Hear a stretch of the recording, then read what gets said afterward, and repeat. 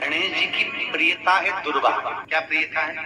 दुर्वा। कितनी दुर्वा गणेश जी को समर्पित करी जाती है? मात्र 5। कितनी? आज के जमाने में लोग गट्ठा बनाकर चढ़ा दें, वो अपनी जगह पर है। 5 दुर्वा पंचम इंद्रियों को वश में करने के लिए और भगवान के 5 जो स्वरूप हैं उनको अपने भीतर उतारने के लिए पंच दुर्वा। और दुर्वा में भी 3 गांठ। जब दुर्वा समर्पित करी जाती है तो उसमें नीचे दुर्वा की डंडी पर गांठ रहती है। 3 छोटी छोटी गांठें होना चाहिए। कितनी गांठ? जो भगवान को समर्पित करी जाए। जिसके घर में संपदा की कमी पड़ती हो, बीमारियां ज्यादा फैल रही हो, बहुत कष्ट हो महाराज, बहुत ज्यादा दुखी हो महाराज, कोई काम नहीं बन रहा, बहुत तकलीफ में हो, तो शमी पत्र, शमी की पत्ती, जहां गणेश जी का स्थान है वहां पर 5 शमी पत्र 5 समर्पित करें और शंकर जी के ऊपर 3 शमी पत्र समर्पित करें।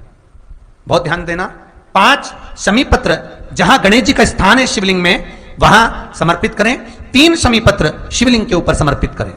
1 शमी पत्र शंकर जी की चौखट पर लेफ्ट भाग में, जाते समय आपका उल्टा हाथ, जब मंदिर से निकलो तो उल्टे हाथ पर लेफ्ट भाग में शंकर जी की चौखट पर समर्पित करें 1 शमी पत्र। और महाराज घी का दिया जहां लेफ्ट भाग में आपने शमी पत्र रखा है, मंदिर में ना दिया लगाकर बाहर की ओर जहां शमी पत्र रखा है उसके ठीक साइड में एक घी का दिया लगा दीजिए। केवल गणेश चतुर्थी से लेकर अनंत चतुर्दशी तक गणेश पुराण कहती है भगवान गणेश जी का, मोर ध्वज का, मयूर ध्वज गणेश का नाम लेकर जो ये दीप शमी पत्र चढ़ा देता है उसके घर से कभी रिद्धि सिद्धि नहीं जाती, वैभव प्रतिष्ठा नहीं जाती। कर देखो, गणेश जी महाराज और एक शंकर जी, ये 2 देवता ऐसे हैं जिन पे तुलसी नहीं चढ़ती। शंकर पर तुलसी चढ़ा दो तो व्यक्ति रोगीला होता चले जाता है, और गणेश जी को तुलसी चढ़ा दो तो व्यक्ति के घर का धन छिन्न हो जाता है महाराज। इसलिए गणेश जी के भोजन में तुलसी नहीं डलती, क्योंकि वृंदा देवी ने भगवान शंकर के पुत्र विनायक को देखकर विवाह का प्रस्ताव रखा था, पर गणेश जी महाराज ने कह दिया और तुमने तुलसा भी डाली, तो दोष लगा कि नहीं लगा?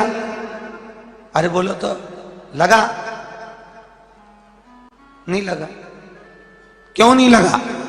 अगर थाली को अंदर से लेकर आए, पुष्टि मार्ग का नियम, जब ठाकुर जी के सामने 56 भोग, कुनवाड़ा, अन्नकूट लग जाता है, लगने के पहले उसको जब लेकर आते हैं रसोई घर से, भोजनशाला से, तो उसमें तुलसी डाल के नहीं लाते। अगर रसोई घर से भोजन में तुलसी डलकर अगर ठाकुर जी के सामने वो थाली रखी तो ये पक्का है वो थाली ठाकुर जी नहीं जीमेंगे, क्योंकि उसमें तुलसी रखी हुई आई है। हाँ, जब ठाकुर जी के सामने थाली रखा गई और तुमने थाली रखने के बाद में मंदिर के सामने बैठ के फिर तुलसी डाली तो ठाकुर जी उसको स्वीकार कर लेते हैं। क्यों? क्योंकि 33 करोड़ देवी देवता एक जगह पर विराजमान हैं। जब हम थाली रखते हैं प्रथम देव उस भाग को ग्रहण कर ले। जब तक तुलसी डालते हैं प्रथम देव अपनी दृष्टि हटा लेते हैं। समय होता है, एक टाइम होता है, एक पल होता है, एक घड़ी होती है कि गणेश जी महाराज हमारे घर में आ गए।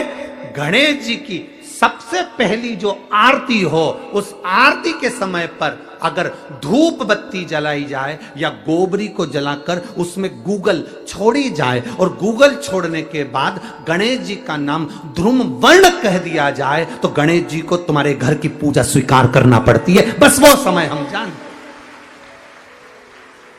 हम तो बस उतना जानते हैं कि शिव महापुराण में लिखा और मुद्गल पुराण में लिखा, गणेश पुराण में लिखा, गणेश जी का एक नाम होता है ध्रुम वर्ण। क्या नाम है?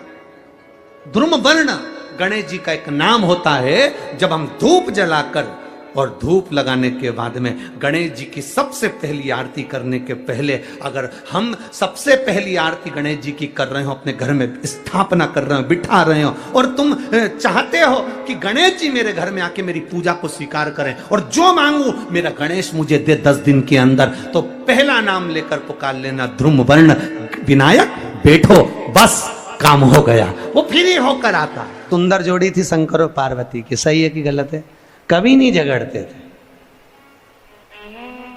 इसलिए पृथ्वी पर ना तो लक्ष्मी जी के व्रत हैं, ना ब्रह्माणी के व्रत हैं, ना इंद्राणी के व्रत हैं। अगर पूरी पृथ्वी पर सबसे ज्यादा व्रत किसके हैं? माता पार्वती। तीज का व्रत किसका? पार्वती का। चतुर्थी का व्रत किसका? पार्वती का। चौथ का व्रत किसका? पार्वती का। छठ का व्रत किसका? पार्वती का। जितने व्रत है सब माता पार्वती। गणेश जी मैया को प्रसन्न करने के लिए अष्ट रूप में धारण करते हैं। 8 रूप भगवान गणेश जी ने धारण किए। एक मयूरेश्वर गणेश, दूसरा सिद्धि विनायक, तीसरा बल्लालेश्वर, फिर वरद विनायक, फिर चिंतामणि, फिर गिरजात्मज, फिर भगवान गणेश विघ्नेश्वर अष्ट विनायक, फिर महागणपति। ऐसे गणेश जी के अष्ट नाम हुए। उस समय तिजोरी के अंदर जो गणेश की प्रतिमा रखी जाती है किस नाम से रखी जाती है? तो तिजोरी में हम जो गणेश की प्रतिमा रखते हैं वो वरद विनायक के नाम से रखते हैं। कौन सा गणेश? वरद। वरद विनायक के नाम से तिजोरी में गणेश रखते हैं। और वरद विनायक के नाम से गणेश जी तिजोरी में रखाते हैं। आपको कथा में कहा था, घर में सीधी सूंड का गणेश और व्यापार व्यवसाय ऑफिस में उल्टी सूंड का गणेश होना चाहिए। वरद विनायक को तिजोरी में। जब मकान का गृह प्रवेश होता है तो गणेश जी की पूजन जो दरवाजे पर करी जाती है उसे सिद्धि विनायक गणेश कहते हैं। कौन सा गणेश? सिद्धि विनायक। जब हम घर में शुभ कार्य हो, बंदर बाल लगाएं, कोई दरवाजे पर शुभ लाभ लगाएं या स्वस्तिक बनाएं या माताएं दरवाजे पर रंगोली डाले तो उसी समय पर सिद्धि विनायक के नाम से रंगोली डालना चाहिए। तो घर में लक्ष्मी बढ़ती है, सिद्धता बढ़ती है। याद रखिए, कभी भी गणेश जी को, मिट्टी के गणेश जी लाते हो भादो महीने में, तो विसर्जन करो तो विसर्जन के समय पर 2 बिंदी, एक कंकु की एक हल्दी की, दीवार पर जरूर लगा देना चाहिए। क्यों? क्योंकि गणेश जी हमारे यहाँ आते हैं तो रिद्धि सिद्धि के साथ आते हैं, पर जब गणेश जी जाते हैं अगर हम बिंदी नहीं लगाते हैं तो गणेश जी अपनी रिद्धि सिद्धि को साथ में लेकर चले जाते हैं। पति के साथ पत्नी वापिस चली जाती है। जब हम बिंदी लगाते हैं तो उसका मतलब होता है कि हमारे घर की बहू हमारे घर में रहे, बेटा भले भ्रमण के लिए जाए। तो गणेश जी जाते हैं, रिद्धि सिद्धि घर में रह जाती है। इसलिए रिद्धि सिद्धि को घर में रखने के लिए 2 बिंदी लगाना चाहिए, एक कुंकू की, एक हल्दी। रिद्धि सिद्धि। गणेश जी की प्रियता है दुर्वा। क्या प्रियता है? दुर्वा। कितनी दुर्वा गणेश जी को समर्पित करी जाती है? मात्र 5। कितनी? आज के जमाने में लोग गट्ठा बनाकर चढ़ा दें, वो अपनी जगह पर 5 दुर्वा पंचम इंद्रियों को वश में करने के लिए और भगवान के 5 जो स्वरूप हैं उनको अपने भीतर उतारने के लिए 5 दुर्वा। और दुर्वा में भी 3 गांठ। जब दुर्वा समर्पित करी जाती है तो उसमें नीचे दुर्वा की डंडी पर गांठ रहती है, 3 छोटी छोटी गांठें होना चाहिए। चतुर्थी का जो व्रत करने वाली होती हैं, जो चतुर्थी का पूजन करने वाली होती हैं, उनके भीतर का एक भाव होता है कि जैसे ही शाम का समय आए चंद्रदेव का पूजन करें। चंद्र जब प्रकट हो जाए, कलश भर लिया, उसके नीचे आखा दाना रख दिया, चावल गेहूं जो भी आप रखते हो पूजन के लिए, ऊपर पात्र आदि रख दिया, जलाशय, फिर अपन ने घी का दिया लगाकर पूजन भी कर ली। तो जो चतुर्थी का पूजन करने वाली होती हैं, जो चतुर्थी का नियम व्रत धारण करने वाली होती हैं, बड़ी बड़ी चतुर्थियां करती हैं या उसका नियम धारण करती हैं, तो चतुर्थी का जो पूजन करती है वो किस चीज के लिए होता है? केवल संतान, पुत्र, परिवार, हमारा कुटुंब, हम जिस कुल में हैं, हमारा कुल वैभव की ओर बढ़े, संपदा की ओर बढ़े और उसकी आयु बढ़े, उसकी आयु बढ़े, वैभव बढ़े। बहुत ध्यान दीजिएगा महाराज। चतुर्थी की पूजन में जो आप आखा दाना रखते हो, गेहूं वगैरह कुछ भी जो रखते हो, उसकी बड़ी महत्वता होती है महाराज। यहां तक कहा गया है, चतुर्थी की कथा तो आप लोग पढ़ते होंगे, जो लोग पढ़ते हैं उनको मालूम होगा। चतुर्थी की कथा में लिखा है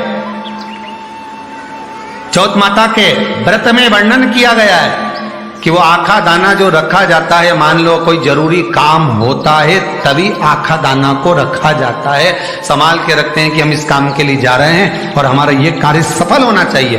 तो जिसने चतुर्थी का व्रत करा है, जिसने चंद्रदेव का पूजन करा, चतुर्थी का व्रत करा, वो गणेश जी से विनती करके वहां से 2-4 आखा दाना उठा ले, और जो व्यक्ति का काम अटक रहा है अपने ही घर का, पर दूसरे कुल को नहीं देना, अपने ही कुल के अंतर्गत जो काम अटक रहा है उसकी जेब में, उसके पल्लू में उस चीज को रख दिया जाए। तो चतुर्थी जो अगली आती है, जैसे आप महीने की करते हो तो महीने की, और आप जैसे करते हो कि 4 अलग बड़ी बड़ी चतुर्थी करते हो तो उसके अनुसार आपका कार्य सिद्ध होता ही है। उस आखे दाने का इतना महत्व होता है क्योंकि चतुर्थी का व्रत करने वाली माता जब व्रत करती है तो स्वयं चतुर्थी की कथा में लिखा हुआ है कि पार्वती जी गणेश जी से चतुर्थी की कथा बचवाती। चतुर्थी की कथा बाची किसने थी? स्वयं गणेश जी महाराज ने। और सुनी किसने थी? माता पार्वती। बाचने वाले गणेश जी थे, सुनने वाली माता पार्वती थी। तो चतुर्थी की कथा जब होती है तो उसको स्वयं गणेश जी बाच रहे हैं। तो व्रत कौन सुन रही है? माता पार्वती। और आपने जो आखा दाना लिया वो गणेश जी के भाव से लिया, गणेश जी से निवेदन करके, विनय करके, प्रार्थना कर उसको प्राप्त किया। जितने आस्था चैनल पर कथा सुन रहे हो, जितने फेसबुक और यूट्यूब पर सुन रहे हो, और जितने इस छत्तीसगढ़ की पावन धरा पर बैठकर सुन रहे हो, बहुत सावधानी से सुनना। एक छोटा सा कपूर का टुकड़ा जब आरती में जलाया जाता है तो ये कपूर क्यों जलाते हैं? इस कपूर का महत्व क्या है? इस कपूर का कारण क्या है? ये कपूर है कौन जिसको हम आरती में जलाते हैं? क्या जरूरत है इस कपूर को आरती में जलाने की? क्या जरूरत है इसको यज्ञशाला में जलाने की? क्या जरूरत है इस कपूर को पूजन में जलाने की?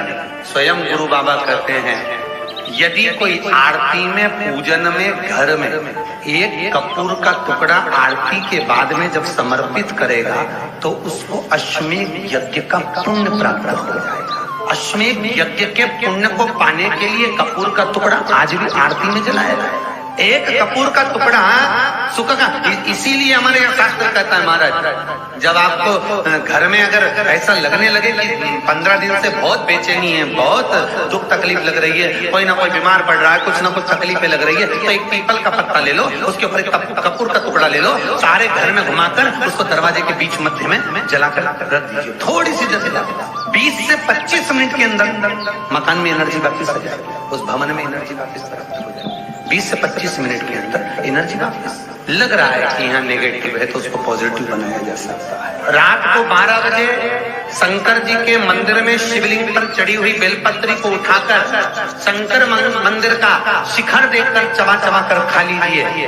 आपके पांव के घुटने बदलने की जरूरत नहीं पड़ेगी, ऑपरेशन की जरूरत नहीं। पेटता अलमस्तता। इस संवाद के अंतर्गत ये जो संवाद आया है श्री गणेश जी महाराज ने श्री शैलम पर, कार्तिकेय महाराज की पावन धरा पर, मल्लिकार्जुन की पावन धरा पर, श्री शैलम में 3 प्रश्न श्री गणेश जी महाराज ने करे और वो गणेश जी के 3 प्रश्न आपको भी ज्ञात होना चाहिए। पहला प्रश्न गणेश जी महाराज ने अपनी माता से कहा, माँ मृत्यु लोक के अंतर्गत इस भूमि पर जन्म लेने के बाद में अगर व्यक्ति को वृद्ध अवस्था का सामना ना करना पड़े तो उसके लिए क्या करना चाहिए? सुन लेना जवान भाई, जितने भी बेटा बेटी बैठे हैं और जितने आस्था चैनल पर, फेसबुक, यूट्यूब पर सुन रहे हैं, बड़े ध्यान से सुन लेना कि मान लो कि हमें वृद्ध अवस्था देखना ही ना पड़े, उसके लिए क्या करना पड़े? तो कहा उसका एक ही साधन, राम राम रटते रहो जब तक घट में प्राण, कब हो तो दीन दयाल के भनक पड़ेगा। महाराज एक कर्म करते रहो, तुम्हारा कर्म जरूर करो, काम करते करते करते करते करते करते भी भगवत स्मरण करते। धर्म और कर्म, इन दोनों में अंतर क्या है? बोलो रे, जल्दी जल्दी बोलिए। धर्म और कर्म में अंतर क्या है? धर्म अष्ट विनायक में एक विनायक, सबसे प्रबल विनायक, अष्ट विनायक में सबसे प्रबल।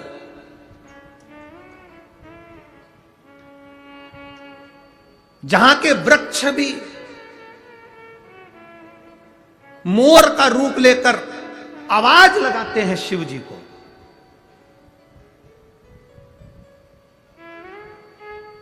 जहां की नदी